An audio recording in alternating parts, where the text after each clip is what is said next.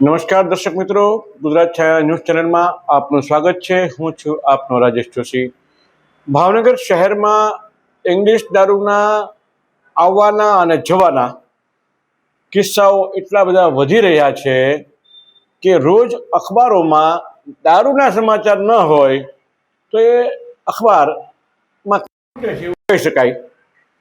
News ચેનલોમાં પણ એવું છે, દારૂના સમાચારો ફરજિયાત થઈ ગયા હોય એના જેવી વાત। એક તરફ વિપક્ષ કોંગ્રેસના નેતા જિગ્નેશ મેવાણી દારૂ અને જુગારના મામલે આંદોલનાત્મક કાર્યક્રમો કરી રહ્યા છે અને બીજી તરફ ધારાસભ્યો એકબીજાને દારૂડિયા અને નાચવાવાળા કહી રહ્યા છે। ત્યારે આજે ફરી એકવાર ભાવનગર શહેરમાંથી ₹3 લાખ જેવી રકમનો ઇંગ્લિશ દારૂનો જથ્થો મળી આવ્યો છે। આ દારૂ આવે છે ક્યાંથી?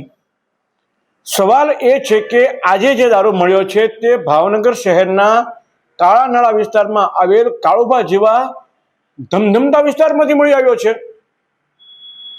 આશ્ચર્યની વાત એ છે કે આટલો મોટો પ્રમાણમાં દારૂનો જથ્થો એક મકાનમાં રાખવામાં આવ્યો જે બુટલેગરે ભાડે રાખ્યું હતું। તે મકાનમાં બુટલેગર દારૂ રાખે છે, દારૂ પડ્યો છે અને આરામથી દારૂ આવી જાય કઈ રીતે? રસ્તામાં કાંઈ ચેકિંગ જ ન થયું? નાઇટ પેટ્રોલિંગ ક્યાં થાય છે? નાઇટ પેટ્રોલિંગમાં જે તે દિવસે આ માલ આવ્યો, જે દિવસે ભાવનગરમાં આરોપીને પૂછો કે ભાઈ તું માલ ક્યારે લાવ્યો? જ્યારે માલ આવ્યો ત્યારે પેટ્રોલિંગમાં કોણ હતું? કાળુભા રોડ પર પેટ્રોલિંગમાં કોઈ હતું? કોની જવાબદારી બનશે આ બધી? છાશવારે દારૂના ધમધમતા ધંધાઓ અને તેમાંય અનેક પરિવારો બરબાદ થઈ રહ્યા છે તે વાત પણ અજાણી નથી। દારૂનું દૂષણ ગુજરાતમાં ઘર કરી ગયું છે। છાશવારે દારૂ દારૂ દારૂના સમાચારોથી હવે પ્રજા પણ ત્રસ્ત થઈ ગઈ છે। ત્યારે આજે ભાવનગર શહેરના કાળુભા રોડમાં આવેલ એક બંધ મકાનમાંથી ₹3 લાખ જેવી રકમનો ઇંગ્લિશ દારૂનો જથ્થો મળી આવ્યો છે।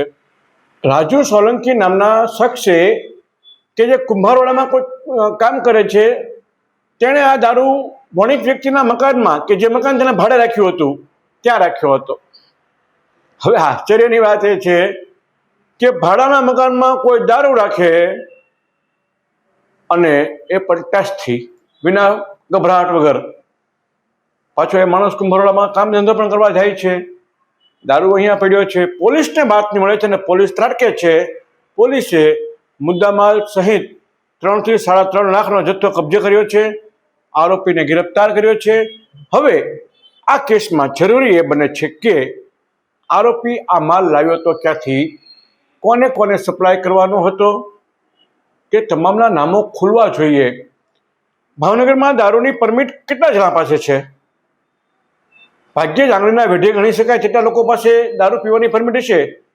તો આટલો પ્રમાણમાં દારૂ આવે છે તેનો મતલબ એ થયો કે વગર પાસ પરમિટે હજારો લોકો ભાવનગરમાં ઇંગ્લિશ દારૂ પીવે છે।